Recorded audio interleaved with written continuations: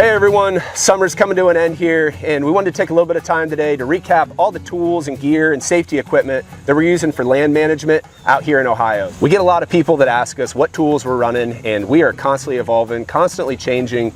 I'd say like every job, it feels like we're making little tweaks, adjusting our setup, not just with what we're using, but also how we're maintaining it. And that equipment really has to be maintained to operate at peak level. We wanted to put together this video that showcases all these different tools, how to use them safely, ultimately to get you more productive and more efficient when you're out there working, keeping you just safer and overall having a better time and making a bigger impact on the landscape. So when we're talking about spraying, the most important part, of course, is the safety. This is some of the equipment that we use, and we're going to walk you through it. Obviously, we've got our glasses on before we start doing any of this work. You're always going to want to have good gloves too. So nitrile is a material that's always recommended for chemical resistance. And these are little disposable gloves. We've also got different gloves that you can find that are nitrile coated. You don't want to use something like leather though, that's really absorbent. So obviously you got your glasses, your gloves. We like to run masks too, especially if you're doing a lot of foliar spraying or basil spraying, anything that can volatilize and you don't want to get in your airways. We find these masks, they have replaceable filters. Larry's got a set of them on right now. They work pretty good. They definitely are rated for keeping chemicals out, so they definitely help us feel better at the end of the day, and hopefully we're not getting exposed to as much herbicide. So when you're spraying, of course you never want it to happen, but if you do happen to get a spill, a great idea is to have a spare set of clothes. So this is Larry's spraying gear here, and he's got a set of clothes if that does end up happening. Another thing that's good to have on hand is a set of wipes, something to like wipe your mask down, to wipe down any herbicide if it gets on anything. I like these degreaser wipes because sometimes we're using oil-soluble herbicides, and that'll just cut that grease and oil right off the surface. Paper towels are handy, obviously just cleaning up a mess. Another thing you're going to want to have is a trash bag, and you want to dedicate that trash bag when you're spraying to just only putting contaminated stuff in there. When we're traveling around, you're moving these sprayers around, you want to have a good tote or something that's closed at the bottom so that if anything does jiggle around and spill, it's going to be contained in one area. All right, these are definitely not all of them, but these are two really common forestry and wildlife habitat herbicides that we use when managing the landscape. This one here is just your common glyphosates. This is a generic form. It's like Buccaneer Plus. You can get a lot of these on like Keystone Pest. You can get some of them on Amazon.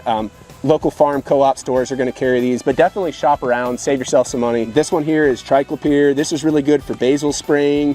It does have some uses as a broadleaf selective for foliar spraying as well. If you're doing any basil spraying or something where you're trying to treat a whole bunch of something and it's very important that you get them all, get yourself a good quality forestry dye to put in there so you can see exactly where you're at.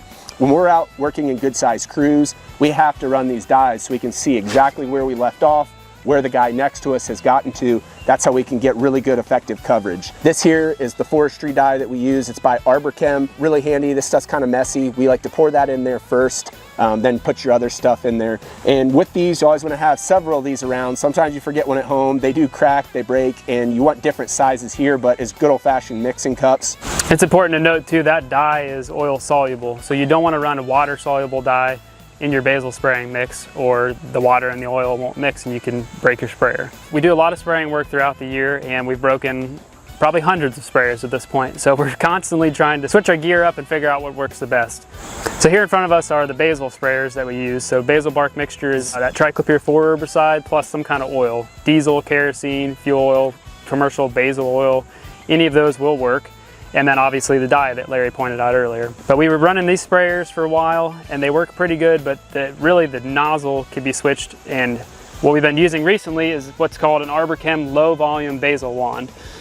And it's really nice, it saves you a ton of herbicide. It has a little check valve in the front so you don't drip it all. It's set at a certain pressure so that no matter how much you pump this up, the pressure is regulated at the tip.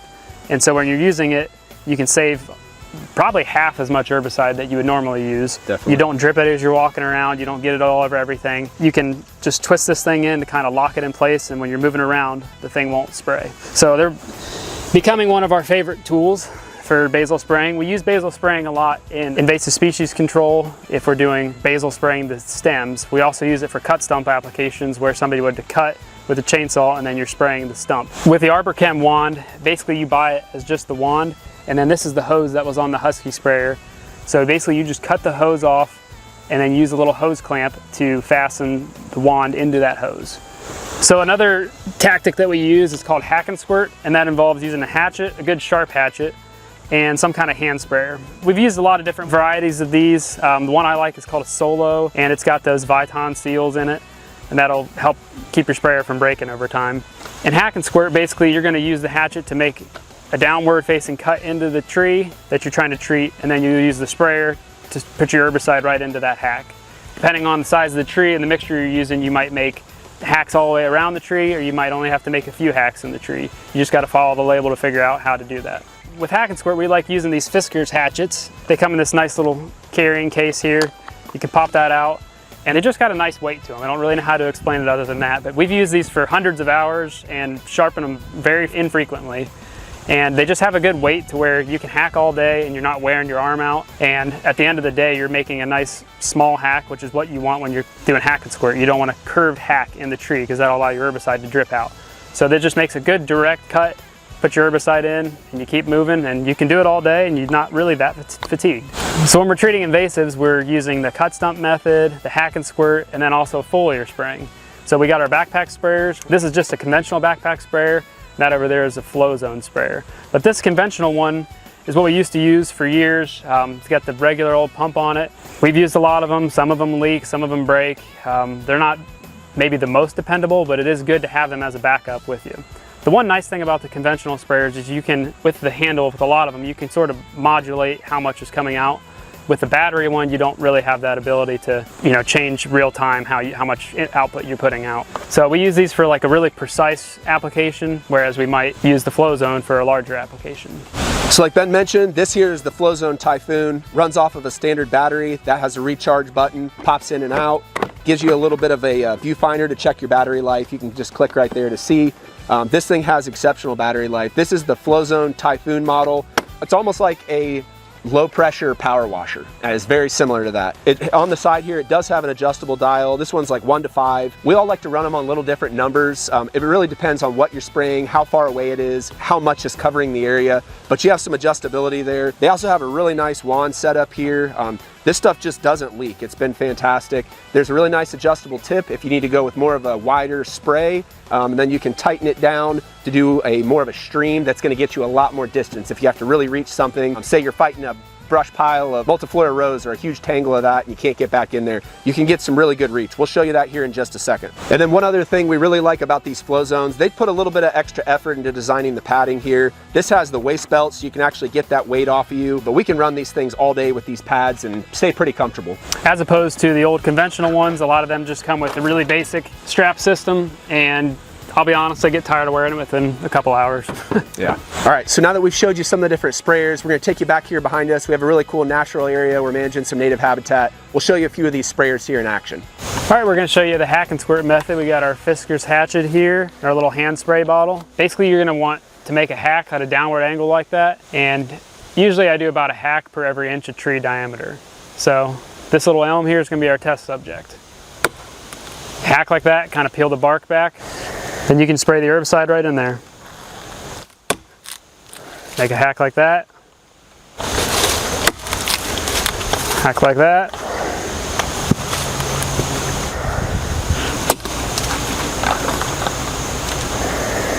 All right, we're gonna show you some basil spraying. Larry's got the sprayer here. I'm gonna be the talking for him because you can barely hear him through the mask. But we've got a little ash sapling here, another little ash seedling here. We got a couple oak seedlings. The really cool thing about basil bark spraying is you can be really selective on what you're killing as long as you're doing it appropriately. So Larry, you wanna show us how to get that ash sapling? Yep. So all he's doing is just wetting enough for the stem, 6 inches or so up off the ground. That herbicide is gonna penetrate through the bark, and it's only gonna kill whatever it touches. So as long as you don't get overspray, these little oak seedlings right here should be just fine. All right, so we got the Flowzone Typhoon 3 out here to test it. This is the backpack unit that we use for foliar spraying a lot. The cool thing about this, well, there's a lot of cool things, but really what I like is right here you got a dial. You can go from 1 to like 5 to change the power of how you're spraying. Then we have a nozzle like this that you can twist to get a different stream. So I'll show you on 1. It'll spray like that, and that's kind of like a mist. You'd use that more for smaller plants, kind of like a wider coverage. And then if you want to hit something farther away, I just crank that tip down. We can launch it like that. So today for this demo, we just put water in the backpack so you don't have to worry about us spraying each other, but we're gonna see how far this thing really shoots. All right, so I've got the Flowzone cranked up to 5 here. If you really need to reach out there, we use this on prescribed fire a lot where we need to reach out. We don't want to get close to the flame, and you can just stand back and kind of tamper the flame down. I can just launch like that. Now Larry's got a tape measure. We're gonna run a little test here. We've never tried this. We'll see how far this thing shoots.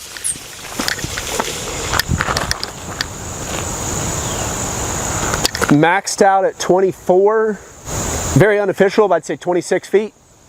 That's a lot of reach. That's really good for huge invasives, or like Ben mentioned, if you got something that's on fire, you got a fire running up a tree, you can get in there with that tool that way. So that's a look at the foliar spraying tactic we use with this Flowzones. We use that to manage vegetation, a lot of times invasive vegetation.